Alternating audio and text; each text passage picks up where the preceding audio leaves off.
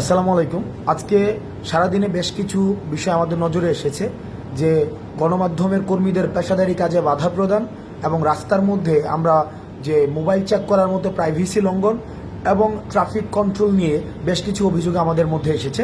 আমি প্রথমেই বলতে চাই যে আমরা নির্যাতকের পরিবর্তন চাইনি, আমরা নির্যাতনেরও পরিবর্তন চেয়েছি। আমরা যেই আমাদের মধ্যে এতদিন আমাদের দেশে যে বিদ্যমান যে সমস্যাগুলো ছিল, এই সমস্যাগুলো যারা সৃষ্টি করত, আমরা তাদের পরিবর্তন শুধুই চাইনি, বরং সমস্যাগুলোর পরিবর্তন চেয়েছি। ছাত্রলীগ যেভাবে আমাদের ফোন চেক করে দেখেছিল যে আন্দোলন সংশ্লিষ্ট কোনো ছবি আছে কিনা, এবং তারা আমাদের শিক্ষার্থীদের উপরে নির্যাতন করেছে ফোন চেক করার মধ্য দিয়ে, এবং সেটি প্রাইভেসি লঙ্ঘন হয়েছে, আমরা তখন সেই বিষয়টির প্রতিবাদ জানিয়েছি।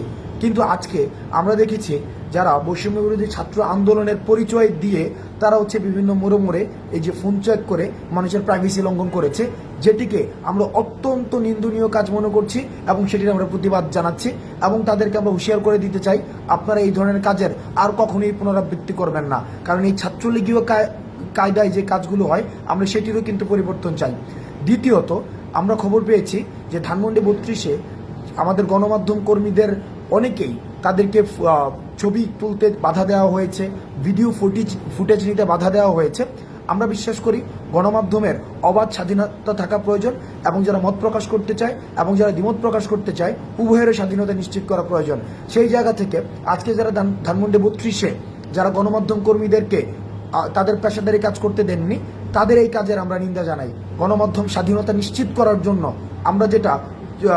আমরা ফেসিস্ট গভর্নমেন্টের সময় আমরা যেটি দেখেছি যে গণমাধ্যমকে স্বাধীনভাবে কাজ করতে দেয়নি, সেই কাজের পুনরাবৃত্তি আমরা এখন আর চাই না। গণমাধ্যমের স্বাধীনতা উন্মুক্ত করা হোক।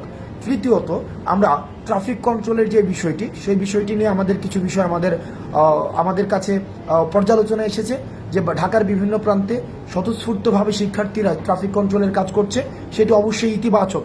কিন্তু 2 কিলোমিটার একটা রাস্তায় যদি 5 থেকে 6 বার সেখানে ট্রাফিক চেক করা হয়, সেটি মানুষের বিরক্তির পর্যায়ে পড়ে।